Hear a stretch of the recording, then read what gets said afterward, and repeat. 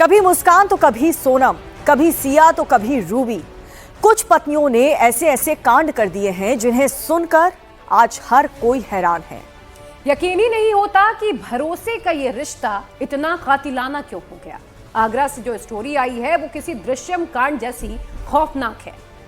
इसी से जुड़ी एक बड़ी खबर आपको बताने जा रहे हैं, जिसमें आगरा में दृश्यम मूवी के पैटर्न में हत्या की वारदात को अंजाम दिया गया। पत्नी ने पति को बेहोश करके बाथरूम में दफना दिया। पति की गुमशुदगी होने की बात कहकर के रूबी ने पुलिस स्टेशन गई। रिश्तेदारों को 45 दिन तक गुमराह करती रही। आरोपी पत्नी ने खुद ही पति की गुमशुदगी की रिपोर्ट तक पुलिस में दर्ज करवाई थी। लेकिन दूसरे मामले में पति की तलाश कर रही पुलिस रूबी की साजिश तक पहुंच गई। पुलिस ने आरोपी पत्नी को गिरफ्तार कर लिया। एक फिल्म आई थी, आपको याद होगा, दृश्यम, जिसका पार्ट 1 और 2 रिलीज हुआ। लेकिन आगरा में वाइफ की रियल लाइफ दृश्यम रिलीज हुई है। रूबी ने अपने घर के बाथरूम के रेनोवेशन के नाम पर पहले से ही मजदूरों से गड्ढा करवा लिया था। लेकिन देखिए, उसका असल प्लान मर्डर का जो राज था वो दबाने का था। पति सुरेंद्र शर्मा को रूबी ने खीर में नशे की दवाई मिलाकर खिलाई। पति बेहोश हो गया तो रूबी ने उसे बाथरूम में गड्ढे में दफन कर दिया। ऊपर से मिट्टी भी डाल दी और फिर बाद में कारीगरों के जरिए टाइल्स बिछवा दी। 45 दिन तक उसका राज यहीं दबा रहा।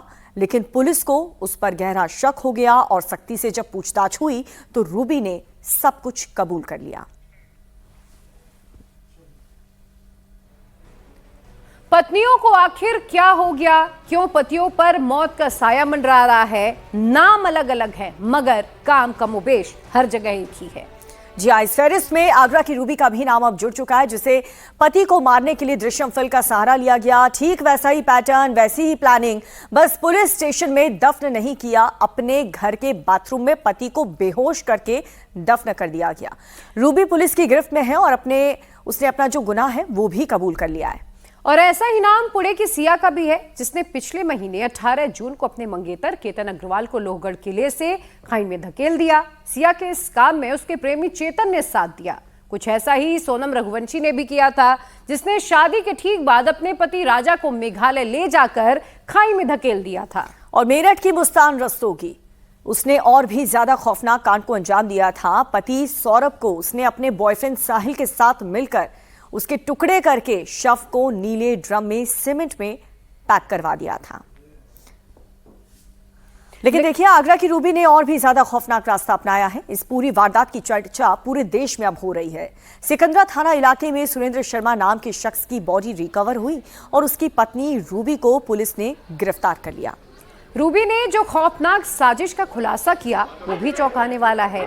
45 दिन तक वो पुलिस को गुमराह करती रही। पति गुमशुदा है ये कहकर अपनी खूनी साजिश पर पर्दा डालती रही। लेकिन पुलिस ने उसके लापता पति सुरेंद्र शर्मा की लाश उसी के बाथरूम से बरामद कर ली। तो रूबी ने पुलिस को जो बताया उसे सुनकर फिल्म दृश्यम की याद आ गई। पुलिस को उस पर शक हुआ था। आसपास के लोगों ने भी रूबी को लेकर कुछ इनपुट्स पुलिस को दिए थे, जिसके बाद जो शक की सुई है वो रूबी की तरफ घूम गई थी। पहले तो रूबी कहती रही कि उसका जो पति है वो सुरेंद्र शर्मा लापता है, और ये कहानी वो 45 दिन तक दोहराती रही, सबको गुमराह करती रही। पुलिस रूबी के घर पहुंची लेकिन दूसरे मामले की जांच के लिए, और वो सुरेंद्र शर्मा की तलाश कर रही थी। लेकिन रूबी समझी कि पुलिस को उसकी साजिश का पता चल चुका है और वो डरने घबराने लगी। पुलिस ने जब सख्ती से उससे पूछताछ की तो रूबी टूट गई और सारा का सारा राज रूबी ने उगल दिया। दिनांक 26/5/2026 को थाना सिकंदरा पे एक सुरेंद्र शर्मा नामक व्यक्ति की गुमशुदगी दर्ज की गई। इस गुमशुदगी के क्रम में पुलिस द्वारा जांच की गई तो यह पाया गया कि मृतक की पत्नी द्वारा ही मृतक को मार के अपने बाथरूम में गाड़ दिया गया है एवं फर्श बनवा दी गई है। पुलिस द्वारा विधिक कार्रवाई करते हुए बाथरूम की फर्श तोड़ी गई एवं शव को बरामद किया गया। शव को पंचायतनामा करके पोस्टमार्टम हेतु मॉर्चरी भेज दिया गया है और अभियुक्ता को, जो कि मृतक की पत्नी है, उनको हिरासत में लेकर पूछताछ की जा रही है। अन्य विधिक कार्रवाई अमल में लाई जाएगी।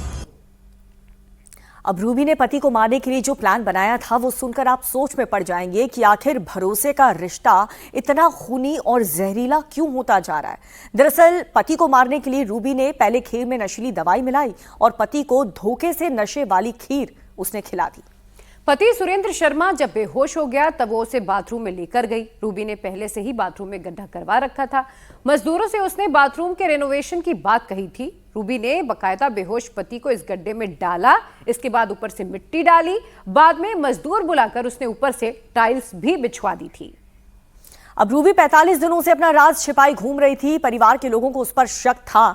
सबसे पहले मृतक सुरेंद्र के भाई अनिल ने रूबी से सच उगलवाया। अनिल शर्मा को उसने कैसे अपना राज बताया, ये सुनिए। ये करीबन 1.5 महीने से गुमशुदा की उसमें था। इसकी गुमशुदा की रिपोर्ट लेकर रखी थी 1.5 महीने से। इसके वाइफ पर मुझे थोड़ा सा डाउट हुआ क्योंकि ये बार बार में किसी न किसी बात को लेकर झूठ बोलती थी।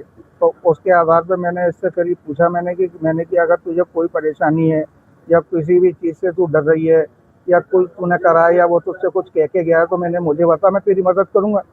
मैंने कि मैं तुझे कुछ नहीं होने दूंगा। मैंने तू एक बार बस खाली मुझे बता तो दे कि मुझसे ये गलती हो गई है या मुझसे ये कह के गया है वो। लेकिन फिर उसने कल तक नहीं बताया। फिर आज मेरे पास में उसका कॉल आया कि आप घर आओ। अब उन्होंने फिर सुबह मुझे अपना कन्वेंस किया। मैंने उससे पूछा, मैंने कि कहाँ है? बोले यहीं है घर पे। मैंने घर पे कहाँ? बोले बाथरूम में। मैंने बाथरूम में जाके देखा लेकिन मुझे कुछ मिला नहीं। तो मैंने कहा कि बाथरूम में तो है नहीं। मैंने क्या बताना चाह रही है? बोली है बाथरूम में, लेकिन बाथरूम में ज़मीन के नीचे है। मैंने कि ज़मीन के नीचे, मैंने कि गाड़ दिया है? बोली हाँ। और अधिक अपडेट के साथ हमारे सहयोगी विशाल प्रताप जुड़ चुके हैं। विशाल, जरा ये बताइए कि रूबी का राज खुला कैसे? पुलिस के इन्वेस्टिगेशन में क्या बातें सामने आई और आखिर रूबी ने इतने खौफनाक कांड को अंजाम क्यों दिया?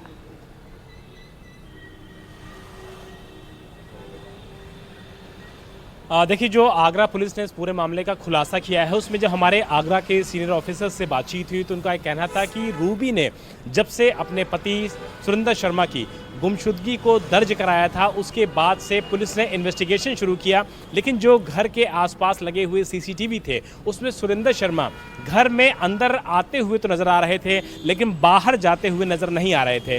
रूबी ने जो अपनी शिकायत दी थी उसमें जो टाइम दिया था, जो समय दिया था, जो दिन दिया था, उसमें सुरेंद्र शर्मा की घर में एंट्री हो रही है लेकिन एग्जिट होते हुए नज़र आ रही है।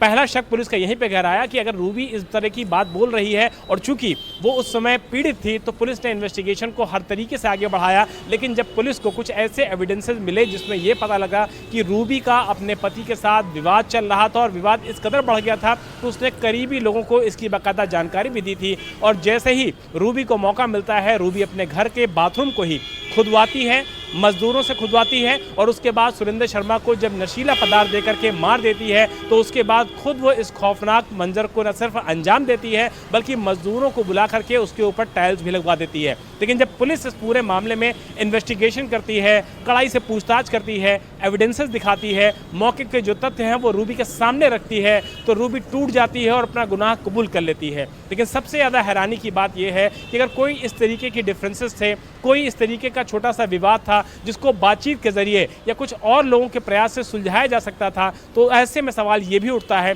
कि रूबी ने अपने पति के कत्ल का ही रास्ता क्यों चुना?